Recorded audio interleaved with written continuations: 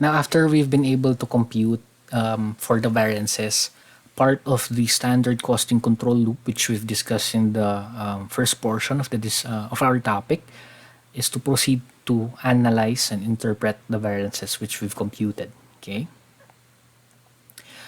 So one of the aspects of interpreting variances is to assign responsibility over the variances. Okay. So analysis of the variances includes assigning responsibility again for the separate variances.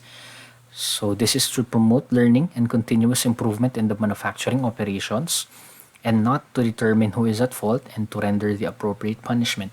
Again, tying back to the main objective of standard costing, it is basically to provide a measure or some sort of a way, okay, to manage or control costs. Okay, so in that sense, it promotes responsibility accounting, management by exception, and management by objectives. So when we say responsibility accounting, we are trying to pinpoint which department and which personnel are responsible for this particular variance, whether favorable or unfavorable, so that management can have proper analysis on where to move forward after that. Okay. Now, with regard to the interpretation, the combination, okay, of existing variances provide clues as to their possible causes. So earlier in the sample problems we've discussed, we can have one unfavorable variance in combination with another favorable variance, which may at sometimes be more than the unfavorable one, and offset it at the total amount. Okay. So for example, the purchase of a higher than standard quality material may result in an unfavorable material spending variance, which is coupled with a favorable material efficiency variance. Right. In this example, since the company purchased higher quality material, we would expect that the price would also be higher, which leads to actual spending higher than total actual quantity at standard prices computed.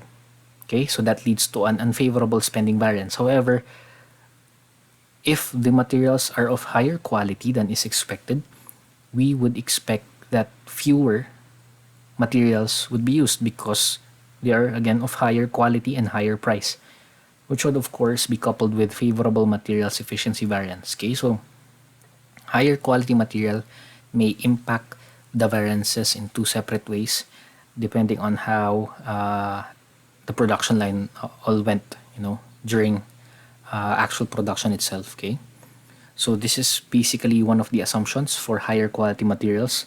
But if in practice the production line encountered unfavorable material spending and unfavorable efficiency, even though the standard quality of materials was higher than was planned, then management should also, of course, conduct an investigation. Maybe there are some other downtime or some other faulty, procedures or process within the production line which led to an unfavorable efficiency variance in that case. All right.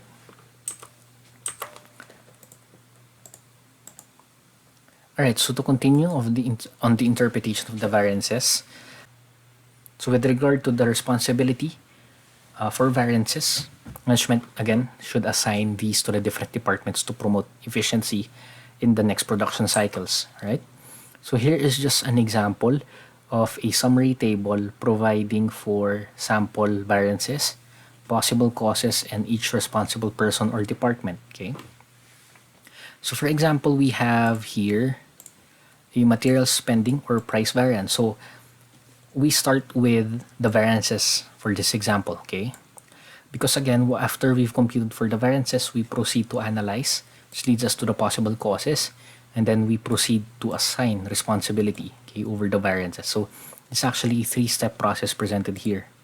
Okay, so for example, we have material spending or price variance. It may lead us to analyze and conclude that the possible causes are either quality of the materials purchased or the quantity of the materials purchased. Okay, so again, quality of the materials purchased, very straightforward. If we purchase higher quality, we'd expect the price to be higher, which leads to an unfavorable spending or price variance. However, with regard to the quantity purchased, this could also impact the price, wherein we purchased more materials of a particular batch carrying higher prices than usual, which also impacts material spending or price variance down the line. All right. So if you remember earlier, we could have a different purchase price for the actual materials purchased for each particular batch. Okay. So for example, if we input into the production line 10,000 kilos, one half of the 10,000 or 5,000 kilos of the materials came from a previous batch, wherein we've over purchased a batch of materials having higher purchase price. Then definitely the quantity purchase would have an impact on the material spending or price variance, right? And then ultimately the responsible person for any materials price or spending variance would be assigned to the purchasing manager. Okay. Next, we have materials efficiency or quantity variance here, which the possible causes are as follows. So we have quality of the materials, defective machines, unskilled workers, or poor supervision. Okay. So again, this ties back to the quality of the materials purchased.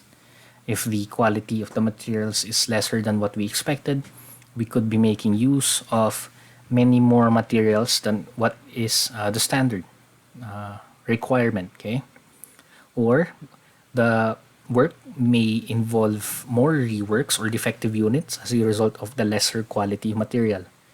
Okay, and then the last three here are just a component of normal factory downtime. Okay, so similarly, since this is with regard to how the materials are used, the responsible person for this one would be the production manager. Okay, and then next we go to samples regarding direct labor. So if at the end of the reporting period we have labor spending or rate variances, this would either be tied to worker skill or overtime premiums incurred.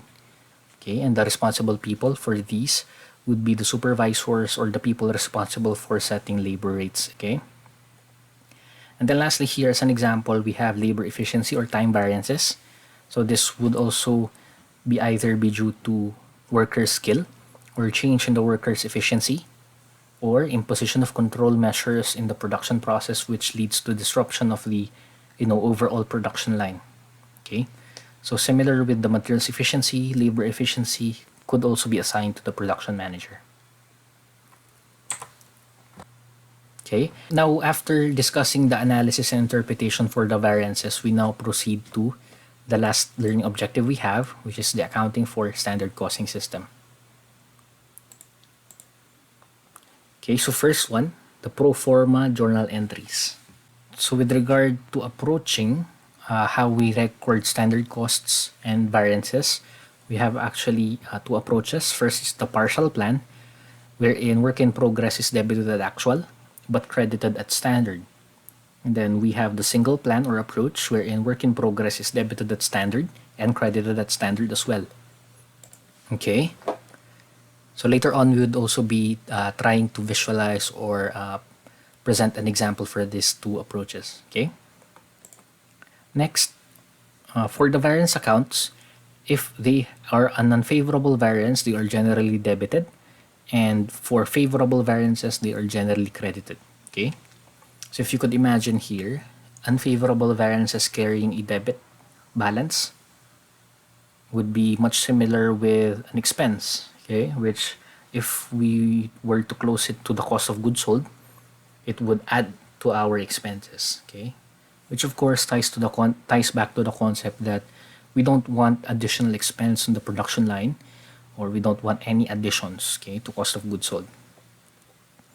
And if favorable, it is credited. Again, if it carries a credit balance, it in a way has a similar nature with an income account. Okay, so if we close that to the cost of goods sold, it would offset the cost of goods sold, which would lead to higher income. Okay. Now, with regard to the disposition of variances, if the variance amount is insignificant, it is basically close to profit or loss for the current period. It is either through cost of goods sold, as we discussed, or through the income summary. If the variance is significant in amount, on the other hand, it can be adjusted to cost of goods sold and to the appropriate inventory accounts on a prorated basis. right? So when we say appropriate inventory accounts, this usually involves work in progress and finished goods, okay? Because normally raw materials are stated at actual costs until used in production. All right, so to continue our analysis here, we are just presenting a couple of pro forma journal entries within each plan as discussed earlier, okay? So first transaction here is with regard to the purchase of materials. So under the partial plan, materials are debited at actual and accounts payable is credited at actual as well, right? That's similar with the single plan here, wherein materials are also debited at actual. Okay. However, once the materials are used, okay, the partial plan and the single plan now differ in their pro forma journal entries. Okay. So again, if you guys could remember, once we are using the materials, we'd actually be crediting the material account and then debiting work in progress. Okay.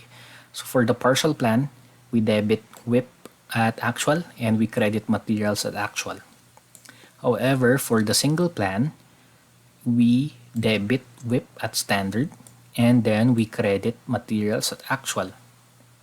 Okay, so in this case, under the single plan, if you could imagine if there is a difference in the standard as versus the actual, we would have a difference which would result to variances. Okay, so in this case, we are assuming that the variances are unfavorable. Okay, so this means that the variances would have a debit amount here, which is due to the fact that the actual costs are higher. Okay, so the credit here is higher than the debit which was applied to work in progress. Okay, so credit higher, debit is lower, which means that the squeezed variances are of the debit side, or in the debit side. Okay.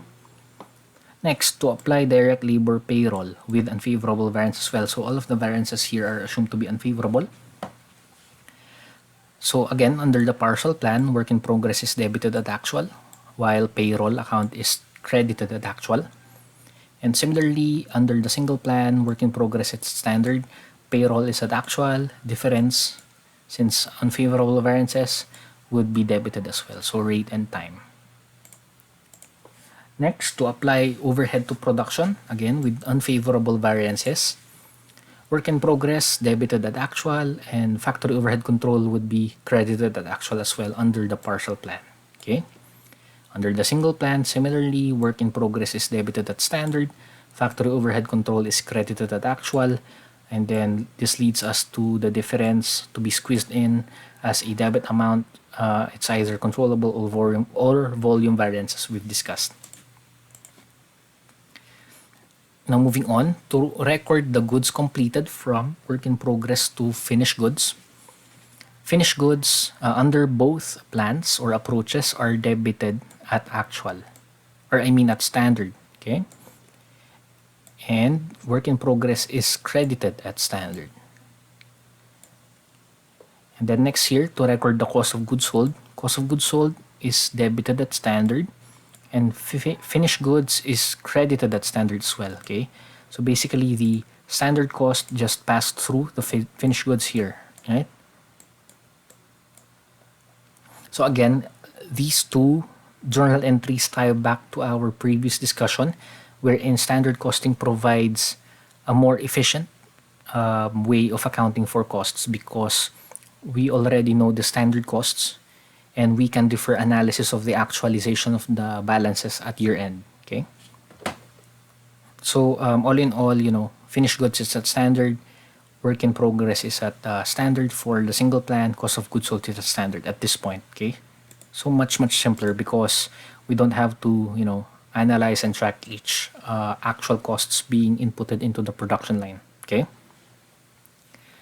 Next here, to adjust the work in progress and take up the variances. Okay, so under the partial plan, since if we notice here, during the consumption of materials and direct labor and factory overhead, we did not actually account for the variances. We should have a year-end adjustment or period-end adjustment to take up the variances and adjust the work in progress to standard. Okay.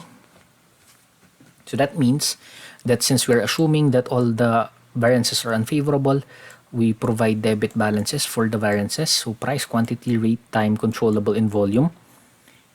So we debit those accounts and then we credit work in progress.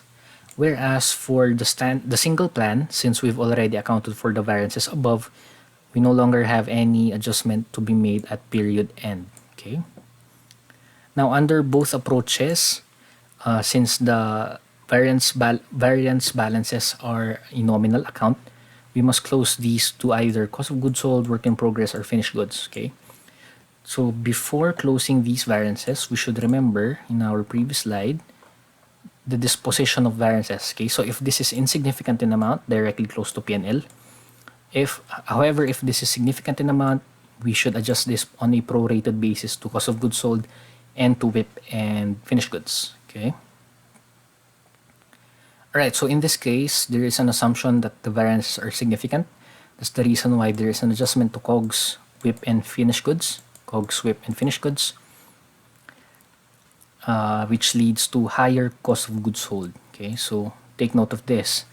We are assuming that all of the variances are unfavorable, right? So they contain debit balances here, for example. And then in the end, we close that by crediting all of the balances, then closing that as a debit to COGS or to the inventory accounts, which leads to higher cost, lower income, okay, which ties back to the theory behind accounting for the variances, wherein if it is unfavorable, management does not generally want that, and because it leads to a lower amount of profit.